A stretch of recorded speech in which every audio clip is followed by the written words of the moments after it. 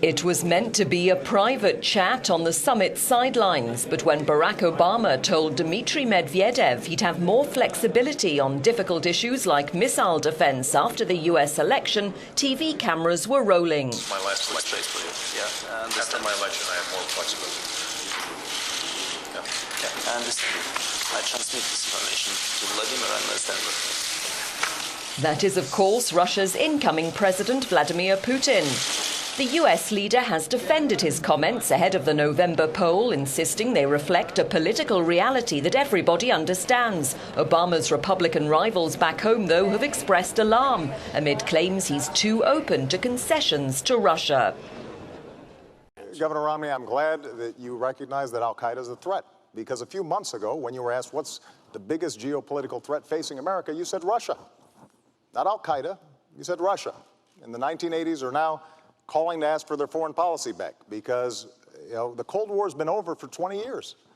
But, Governor, when it comes to our foreign policy, you seem to want to import the foreign policies of the 1980s, just like the social policies of the 1950s and the economic policies of the 1920s.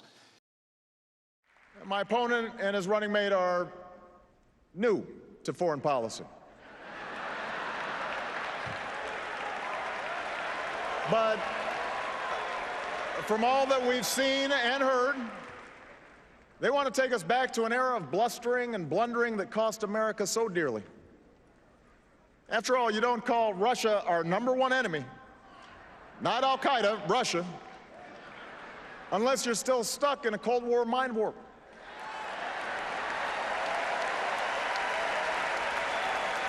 You might not be ready for diplomacy with Beijing if you can't visit the Olympics without insulting our closest ally.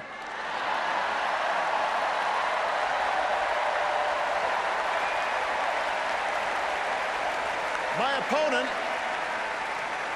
opponent said that it was tragic to end the war in Iraq, and he won't tell us how he'll end the war in Afghanistan. Well, I have, and I will.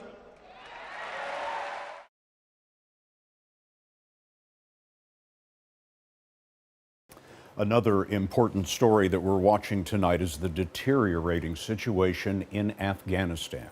9,000 U.S. troops are on the ground trying to help the Afghan army hold back a resurgent Taliban.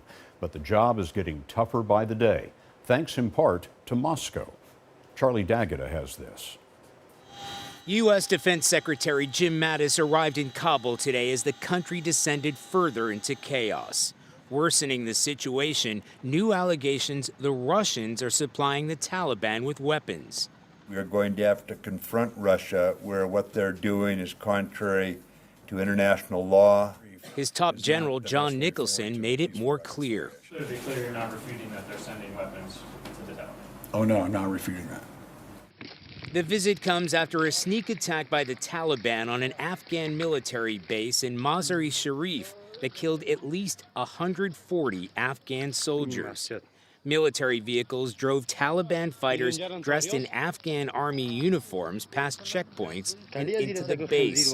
Survivors said the militants then opened fire on unarmed Afghan soldiers returning from a mosque. Mattis called the attack barbaric. The Taliban also claimed responsibility for another attack today at Camp Chapman, a base that houses CIA and U.S. Special Operations Forces. In 2009, 7 CIA officers were killed here in a suicide bomb attack. There are no American casualties this time. The Taliban now control about 40% of the country. The U.S. sent 300 Marines to Helmand Province this month, and General Nicholson has said he may need a few thousand more troops.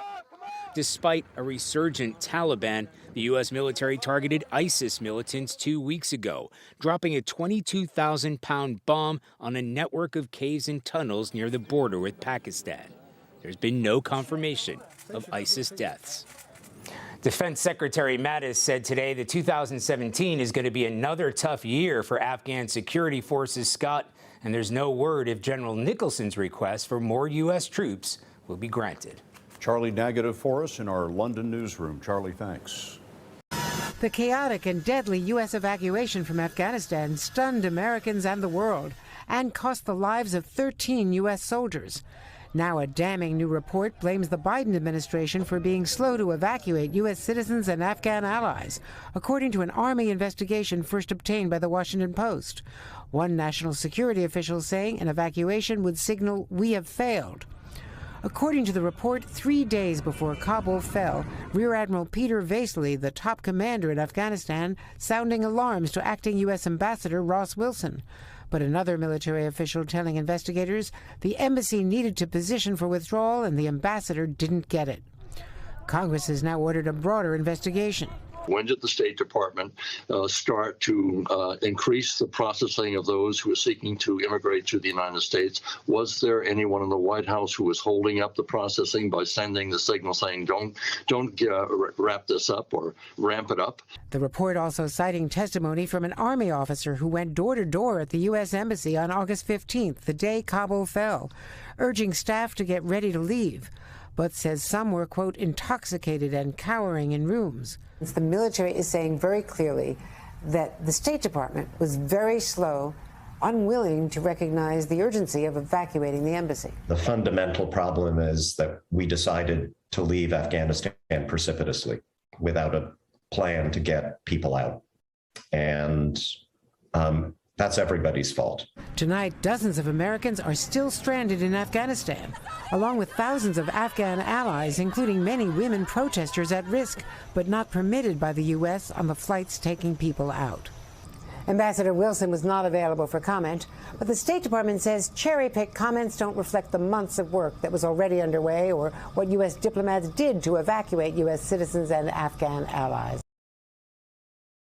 Thanks for watching our YouTube channel. Follow today's top stories and breaking news by downloading the NBC News app.